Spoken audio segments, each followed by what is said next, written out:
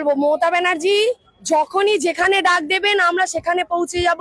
তার যেখানে কর্মসূচি হবে, সে স্টেজে হোক, রোডে হোক, যেখানে হোক, বনে বাজারে আমরা সেখানে পৌঁছাবো। কারণ আমরা শুরু থেকে মমতা ব্যানার্জির হাত শক্ত করে ধরেছি, তাই দলের অসময়েও আমরা মমতা ব্যানার্জির হাত ছাড়বো না।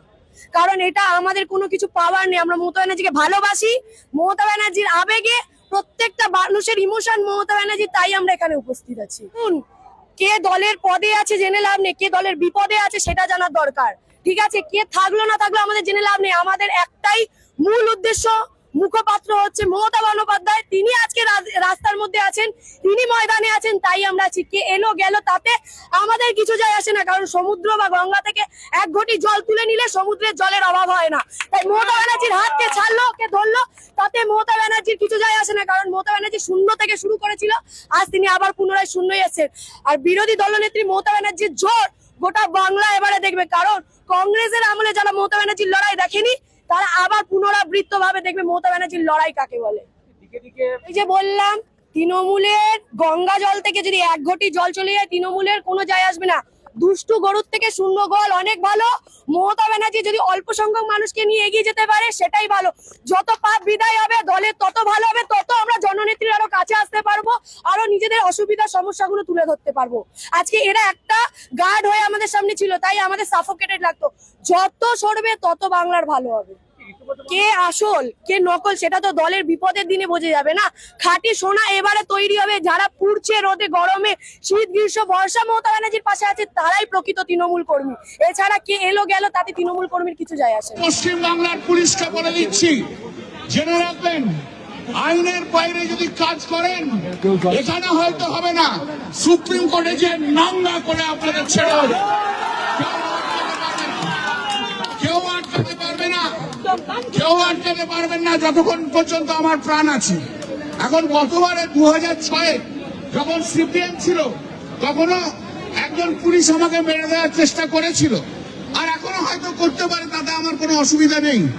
বাংলার স্বার্থে, বাংলার গণতন্ত্রের স্বার্থে, বাংলার মানুষের স্বার্থে পশ্চিম বাংলাকে গণতন্ত্র ধরে দিতে হবে।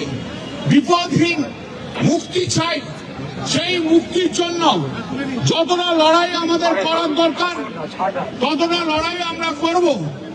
আবার দেখছেন হয়তো কেউ কেউ এখন অতি বিপ্লবী তৃণমূল বলছে। আসলে এই অতি বিপ্লবী তৃণমূল গুলো কিছুই নয়, এগুলো চোরস্য চোর। জেনে রাখবেন, এরা এখন শুভেন্দু অধিকারীর হাত ধরে বাঁচবার চেষ্টা করছে, পারবেন না। বালুরঘাটের কেস অনেকদিন পর্যন্ত চাপা আছে। বালুরঘাটের কেস না উঠলে সুপ্রিম কোর্ট পর্যন্ত যাব। রেপ কেসে যাবো, কিন্তু ছাড়বো না, একদম ছাড়বো না। যে চোর চামার গুলো যারা অবৈধ বিল্ডিং ভাগে তৈরি করে কিছু মুসলিম লোককে আজকে বিপদে ফেলছেন, তারা শুভেন্দু অধিকারের হাতে হাত দিল, সুপ্রিম কোর্ট থেকে আপনাকে কেউ বাঁচাতে পারবে না। জানা, যদি বাপের বেটা হন, যদি হিম্মত থাকে একবার নিজের কনস্টিটিউশনে ঘুরে যান। তৃণমূল কংগ্রেসের কর্মীরা কি বলে একবার শুনে যান। আর যদি হিম্মত থাকে তাহলে মমতাদি অনেক খারাপ, আমরা অনেক খারাপ ভাই। তা মমতাদির ছবি লাগেই তো জিততে হয়েছিল।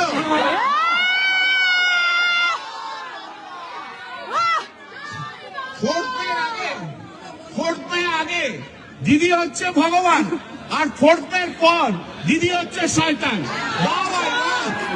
বেশ খেলা খেলছো।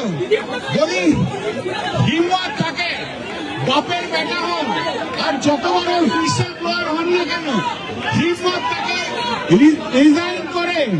রিজাইন করে 6 মাসের মধ্যে ওখানে জিতে এসে দেখান যে আপনি সত্যিকারের এক বাপের বেটা।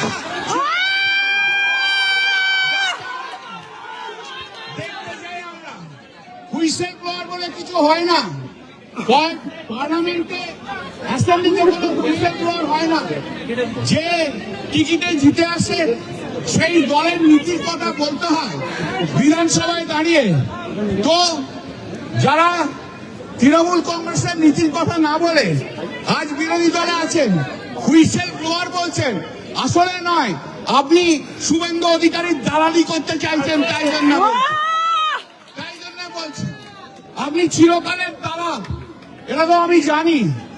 আপনাকে যখন সিপিএম থেকে তাড়িয়ে দিয়েছিল, আমি আর নাম বলছি না, আমাদের এক রাজ্যসভার সাংসদ বলেছিল যে ওকে নিয়ে এসছি।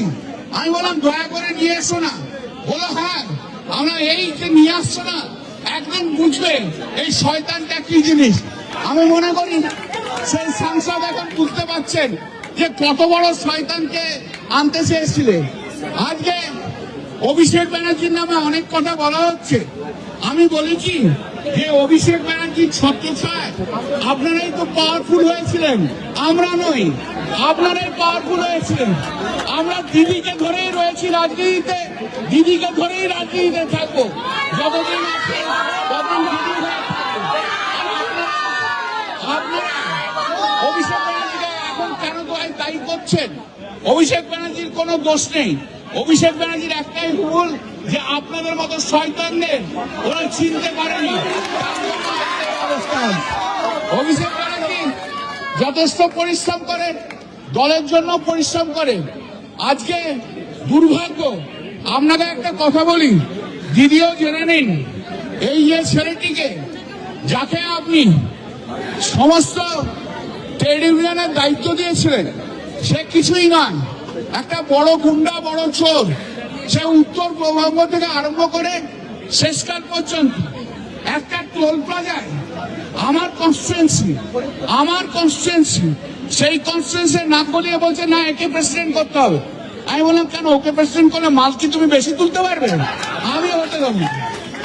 ও যিনি বড় বড় হুইসেল ব্লোয়ারের কথা বলছেন না, ওর মতো ডাকাত চোর একটাও জন্মায়নি, একটাও নেই। আগামী দিনে হিসেব হবে। বাংলার মানুষ তৃণমূল কংগ্রেসের মমতা বন্দ্যোপাধ্যায় ছাড়া আর কিছু বোঝে না। যারা মনে করবে যে মমতা বন্দ্যোপাধ্যায়কে বাদ দিয়ে অন্য কিছু করব, আমি কথা দিয়ে যাচ্ছি, আগামী 2 থেকে 3 বছরের মতো দুর্মূষ হয়ে আপনারা পশ্চিম বাংলার মাটিতে ঘুরবেন। চুরি করেছেন করুন, শুভেন্দু অধিকারী আপনাদের বলেছে চুরি থেকে বাঁচিয়ে দেবো, কিন্তু এইবার আমি দেখব, আমি ওই চোর তৃণমূল কংগ্রেসের এমএলএদের দেখব যারা শুভেন্দু অধিকারীর সঙ্গে হাত মেলাচ্ছে। একটা করে মামলা করব, সুপ্রিম কোর্ট পর্যন্ত টেনে নিয়ে যাব। শুভেন্দুর এই বড় বড় কথা তো, আর শ্রমিকের বড় বড় কথা,